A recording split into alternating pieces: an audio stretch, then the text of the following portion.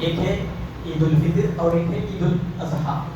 اس کے علاوہ کوئی ایسی تیسری عید اسلام کے اندر نہیں ہے جس کو منانا جائز ہے، چاہے وہ عید میلاد النبی کے نام سے کیوں نہ ہو.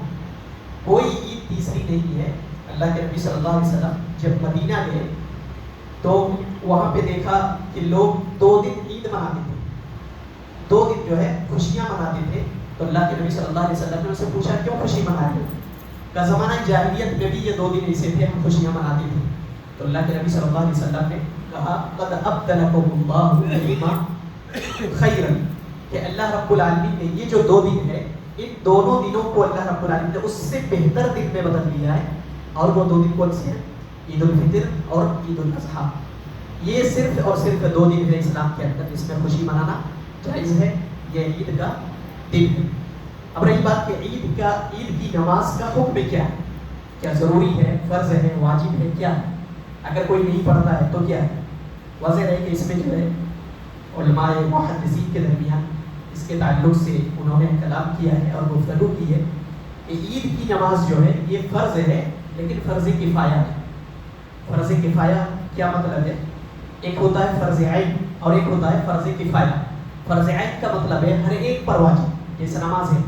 نماز کیا ہے؟ فرض عین ہے، کسی کے اوپر جو ہے یہ معاف نہیں، ہر ایک کو نماز پڑھنا ہے. لیکن فرض کفایہ کیا ہوتا ہے کہ اگر کچھ لوگ چھوڑ دیتے ہیں تو کوئی حرج نہیں، جیسے جنازے کی نماز ہے. اب ضروری نہیں کہ سارے لوگ جائیں، لیکن اگر کچھ لوگ نہیں جاتے جنازے کی نماز میں تو اس میں کوئی حرج نہیں. اسی طریقے سے کیا ہے، یہ عید کی نماز بھی ہے. اگر سارے لوگ چھوڑ دیتے تو کیا ہو جائیں گے؟ بہت بڑے گناہ کا ارتکاب، مرتکب ہو جائیں گے، مجرم ٹھہریں گے.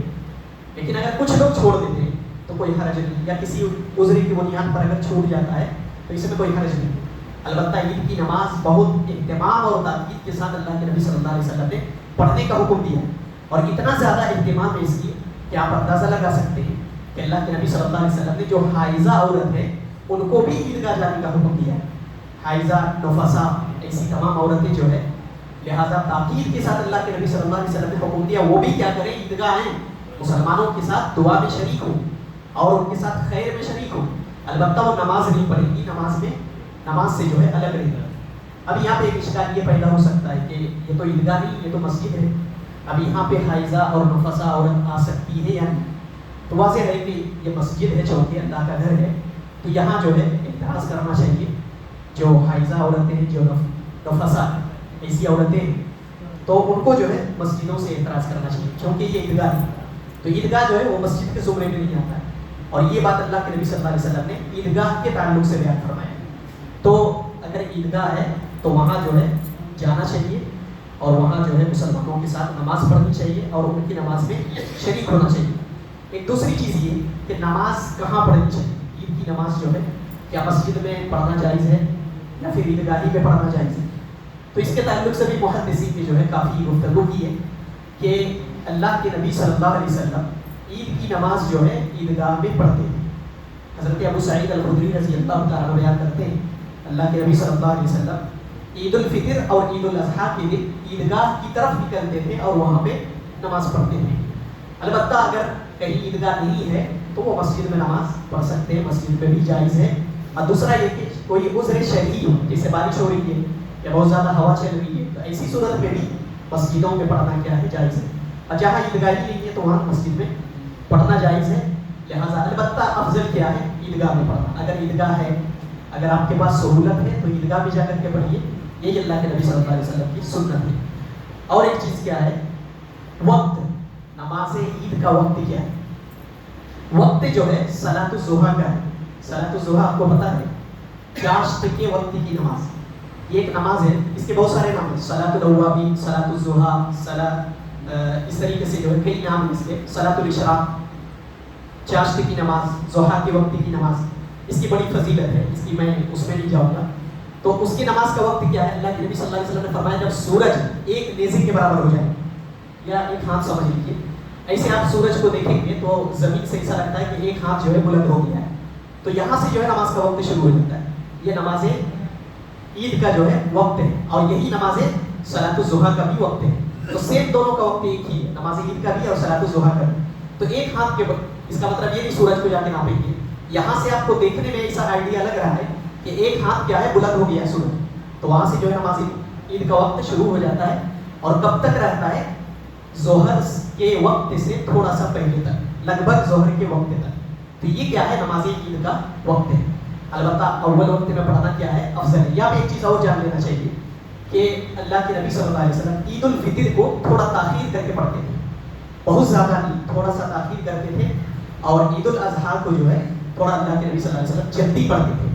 इसकी हिकमत भी बतलाई गई कि ईद उल फितर चूँकि यहाँ पे जो है सदक़तुल फितर अदा किया जाता है, आप जो है फितरा अदा करते हैं तो देने में ना हो सकता है किसी का छूट जाए, तो इस हिकमत के तहत अल्लाह के नबी सल्लल्लाहु अलैहि वसल्लम थोड़ी ताख़ीर करते थे और ईद उल अज़हा भी जल्दी करते थे, क्योंकि उस वक्त जो है बहुत सारी मशगूलियत रहती है, अब नमाज़ पढ़ के जाना है, कुर्बानी करना है, बहुत सारी जो है काम है। तो इस वजह से ईद उल फितर में थोड़ी ताख़ीर करते थे और ईद उल अज़हा में जल्दी करते थे। यह नबी पाक सल्लल्लाहु अलैहि वसल्लम की सुन्नत है। एक आखिरी चीज़ कि पढ़ना कैसे, वो नमाज कैसे पढ़ी जाती है।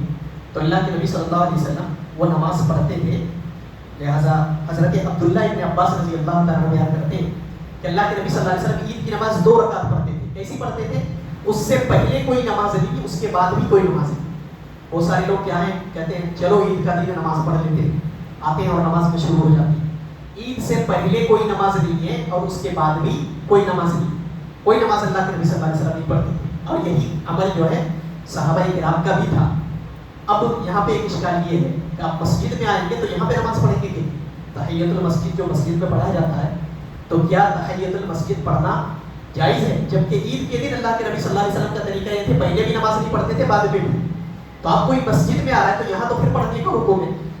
तो इसमें भी जो है उलमा ने कलाम किया है काफ़ी, और मैंने शेख सालेह अल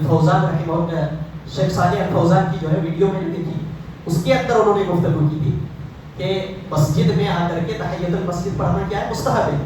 और ये भी अल्लाह के नबी सल्लल्लाहु अलैहि वसल्लम की सुन्नत है कि आप सल्लल्लाहु अलैहि वसल्लम ईद के दिन पहले और बाद में नमाज नहीं पढ़ते थे। तो उन्होंने ये बयान किया कि अगर कोई मस्जिद में आता है पढ़ लेता है तो भी कोई हरज नहीं, क्योंकि तहियतुल मस्जिद है, और नहीं पढ़ता है तो भी जो है अल्लाह के नबी सल्लल्लाहु अलैहि वसल्लम के फरमान के मुताबिक है कि आप सल्लल्लाहु अलैहि वसल्लम नहीं पढ़ते थे पहले भी और बाद में भी। तो कोई पढ़ लेता है तो कोई हरज नहीं मस्जिद में है, क्योंकि मस्जिद में जो है तहियतुल मस्जिद पढ़ करके फिर बैठना है। बहुत सारे लोग क्या करते हैं, आते हैं मस्जिद में बैठ जाते हैं, जबकि ये मस्जिद के अदब के खिलाफ है। मस्जिद में जब भी आते हैं तो पहले 2 रकात क्या करना चाहिए, तहियतुल मस्जिद। आप बैठेंगे मस्जिद में, उसके लिए जो है ये नमाज है, 2 रकात पढ़ी जाती है। तो कभी भी आएंगे तो पहले 2 रकात नमाज पढ़ करके फिर मस्जिद में बैठे। तो अल्लाह के नबी सल्लल्लाहु अलैहि वसल्लम क्या करते थे, 2 रकात नमाज पढ़ते थे। नमाज कैसी है, उससे पहले भी कोई नमाज नहीं, उसके बाद भी कोई नमाज नहीं, 2 रकात पढ़ते थे। तकबीरात कितने हैं, 7 तकबीर ज़वाइद पहली रकात में और 5 तकबीर ज़वाइद दूसरी रकात में। ये अल्लाह के नबी सल्लल्लाहु अलैहि वसल्लम का तरीका था। इसी तरीके से उसमें कोई अज़ान नहीं दी है, ऐसा नहीं कि ईद की नमाज के लिए अज़ान नहीं दी, और कोई इकामत भी नहीं दी जाती। ईद की नमाज के लिए इकामत भी नहीं होती है। और इसी तरीके से अल्लाह के नबी सल्लल्लाहु अलैहि वसल्लम का तरीका क्या था कि सब्बिहिस्मा रब्बिकल आला पहली रकात में पढ़ते थे, दूसरी रकात में जो है सूरतुल गाशिया, हल अताका हदीसुल गाशिया, ये सूरत पढ़ते थे। तो ये क्या है, नमाज ईद पढ़ने का ये तरीका है। अब सबसे आखिरी चीज़ जो वाज़ेह होना चाहिए, कल जुमा, यहाँ पे अल्लाह के नबी सल्लल्लाहु अलैहि वसल्लम की खास हदीस है कि अगर जुमा के दिन ईद पड़ जाए, जुमा और ईद दोनों इकट्ठा हो जाए, एक दिन में जमा हो जाए, तो जुमा की फर्जियत क्या हो जाती है, साबित हो जाती है। कोई चाहे तो जुमा पढ़े और चाहे तो ज़ोहर की नमाज पढ़ ले, तो जुमा क्या है, उसकी फर्जियत जो है साबित हो जाती है। अलबत्ता सुन्नत फिर भी रहता है। जुमा के दिन अगर ईद आ जाती है तो ईद पढ़ने के बाद जुमा क्या है, उसकी फर्जियत साबित होगी। अलबत्ता फिर भी क्या है, सुन्नत है और अफजल है कि जुमा जो है पढ़ा जाए। अलबत्ता अगर चाहे तो वो सिर्फ ये ज़ोहर की नमाज पढ़ ले तो काफ़ी हो जाएगा।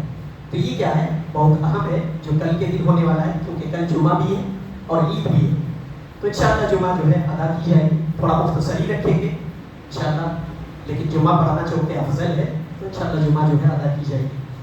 तो ये कुछ बातें थी जो मैंने आपके सामने अर्ज़ करना था। अल्लाह तबारक व तआला से दुआ है कि हमें तमाम बातों पर अमल करने की तौफीक